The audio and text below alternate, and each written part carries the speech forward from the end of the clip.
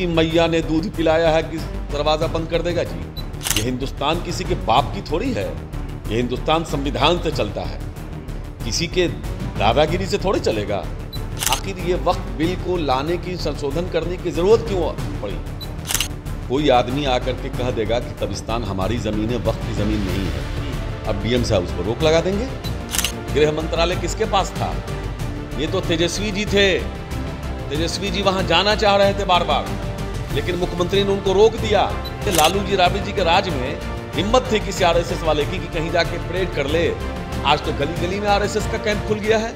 नमस्कार, आप live cities देख रहे हैं, आपके साथ मैं हूं वसीम खान। देखिए, बिहार की सियासत में अचानक हलचल और अख्तरुल ईमान के बयान के बाद देखिए सियासत गर्म हो गई है। उठापटक सियासत में शुरू हो चुका है और देखिए वर्क बोर्ड बिल को लेकर एक बार फिर से देखिए सवाल खड़े होने लगे हैं। केंद्र सरकार के साथ साथ मुख्यमंत्री नीतीश कुमार पर भी सवाल उठ रहा है। हमारे साथ कारी शोएब हैं, राजद के कद्दावर नेता हैं, एमएलसी हैं, इनसे बात करेंगे। अख्तरुल ईमान ने कहा कि वर्क बोर्ड बिल अगर आ जाएगा तो मस्जिद में प्रवेश करने पर मुश्किल हो जाएगी, कब्रिस्तानों में दिक्कत होगी। इन चीज़ों को कैसे देख रहे हैं? सबसे पहली बात तो किसने क्या बोला न मैंने देखा है, न मैंने सुना है। आप कह रहे हैं, लेकिन शंकाएं तो हैं कि भाई ये जो बिल है, कोई आदमी आकर के कह देगा कि कब्रिस्तान हमारी जमीन है, वक्फ की जमीन नहीं है, अब डीएम साहब उस पर रोक लगा देंगे। अब इसकी जांच होगी। जांच कैसे होती है ये सब जानते हैं। जांच कह करके क्या किया जाता है वो सब जानते हैं। अधिकारियों का क्या हाल है वो सब जानते हैं। अभी देखिए, समस्तीपुर में एक नाबालिग बच्ची का बलात्कार हो जाता है और जो लोग करता है वो बड़ा असर रसूख वाला आदमी होता है और उसके खिलाफ जो लोग एफआईआर कराने जाते हैं एफआईआर नहीं होता है, और जब वो लोग प्रोटेस्ट करते हैं तो सबको जेल भेज दिया गया है। ये तानाशाही की सरकार है, तो वो हो जाएगा। आपको लग रहा है कि मस्जिद में प्रवेश करने पे वही मैं कह रहा हूं कि अब इसी तरह मस्जिद है, 200 साल 500 साल पुरानी मस्जिदें हैं बहुत सारी, तो वक्फ, सब तो वक्फ है। अब किसी ने वक्फ किया अल्लाह के राह में, अल्लाह के रास्ते में, तो अब उसका हो सकता है कुछ पेपर की गड़बड़ी हो, ना हो, बहुत दिन हो गया, रखने संभालने भाई मुश्किल है, सरकार ही नहीं संभाल के रखी हो कहीं। तो अब क्या होगा? किसी ने पिटीशन दे दिया तो भाई मस्जिद में नमाज बंद करो। तो ये तरह की शंकाएं हैं, इसको सरकार को बैठ के दूर करनी चाहिए। रहा सवाल मस्जिद के दरवाजे बंद कर देने की, किसकी मैया ने दूध पिलाया है कि दरवाजा बंद कर देगा जी? इस बदन की मिट्टी इसी वतन की है, यहाँ के सारे लोग हैं भाई भाई, यहाँ के खून में खून हमारा भी है। ये हिंदुस्तान किसी के बाप की थोड़ी है। ये हिंदुस्तान संविधान से चलता है, किसी के दादागिरी से थोड़ी चलेगा। लेकिन सवाल ये है कि शंकाएं हैं, आखिर ये वक्त बिल को लाने की, संशोधन करने की जरूरत क्यों पड़ी? और अगर जरूरत आपको पड़ी तो इस बात की होनी चाहिए कि देश के हजारों एकड़ बल्कि लाखों एकड़ जमीन पर दूसरों ने कब्जा किया हुआ है, जिन्होंने अपने समाज के फलाह बहबूद के लिए वक्फ किया था। उस जमीन को लोगों ने कब्जा करके गलत तरीके से उस पर कब्जा किया और उसका बेजा इस्तेमाल कर रहे हैं। तो ऐसा बिल लाना चाहिए कि सबको खाली करा के दीजिए। इसमें अंबानी भी कब्जा किया, उनका जो मकान बना वो भी वक्त की जमीन है। तो सरकार की मंशा साफ दिखती है कि कहीं ना कहीं उद्योगपतियों को फायदा पहुंचाने के लिए यह काम किया गया है। कल को किसी जमीन पर अडानी अंबानी कब्जा कर लेंगे, उसके बाद डीएम साहब लिख के दे देंगे कि हाँ फलाने जमीन है, हो गया, अब लड़ते रहिए। जब कोई लड़ ले जाएगा तो उसको नक्सलाइट और आतंकवाद कह दीजिएगा। आप कह रहे हैं केंद्र सरकार साजिश रच। बिल्कुल, आप केंद्र सरकार ये कह रही है, केंद्र सरकार उसमें जदयू भी शामिल है, जदयू भी शामिल है।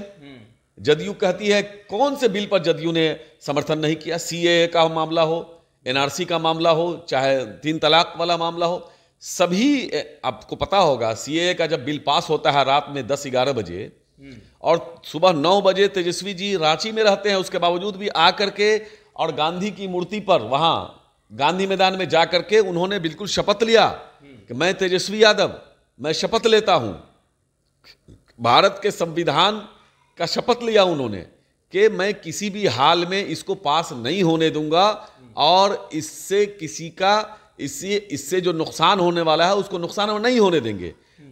सारी बातों का उन्होंने शपथ लिया वहां पर और पूरे बिहार को बंद कराया। भारत में पहली पार्टी है जिसने बंद कराया सबसे पहले, और उसका पुरजोर विरोध किया। इसी तरह वक्फ बिल का मामला, नीतीश कुमार का बयान तो आपने सुना ही होगा। नहीं, नीतीश कुमार तो कहते नजर आ रहे हैं कि पहले बिहार में क्या होता था, दंगा फसाद, देखिए कब्रिस्तानों की घेराबंदी करवा दी, अल्पसंख्यकों के लिए कई योजनाएं लाई, ये किसने किया? दंगा फसाद बिहार शरीफ, अभी जो दंगा हुआ है किसकी हुकूमत थी? गृह मंत्रालय किसके पास था? ये तो तेजस्वी जी थे। तेजस्वी जी वहां जाना चाह रहे थे बार बार, लेकिन मुख्यमंत्री ने उनको रोक दिया कि नहीं जाइए। और यही नहीं, और जो मदरसे में जो पैसा मिला है वो तेजस्वी जी ने जबरदस्ती करवाया है। अच्छा जी। और उसके अलावा पूरे बिहार में आज रोजाना दंगा हो रहा है, मस्जिदों पे हमला हो रहा है, मस्जिद पर भगवा झंडा लहराया जा रहा है। कभी पहले होता था क्या? लालू यादव जी, राबड़ी देवी जी के राज में किसी की हिम्मत थी क्या? एडवाणी जो है घर में घुसा, बिहार में घुसे एडवाणी जी, तो उनको लालू जी ने गिरफ्तार किया कि नहीं किया? प्रवीण तोगाड़िया जब आया तो एयरपोर्ट से उसको बाहर किया कि नहीं किया? एयरपोर्ट से बाहर आने दिया क्या? नहीं आने दिया। उनको एयरपोर्ट से ही वापस किया कि नहीं किया? इसी तरह से लालू जी, राबड़ी जी के राज में हिम्मत थी किसी आरएसएस वाले की कि कहीं जाके परेड कर ले। आज तो गली गली में आरएसएस का कैंप खुल गया है।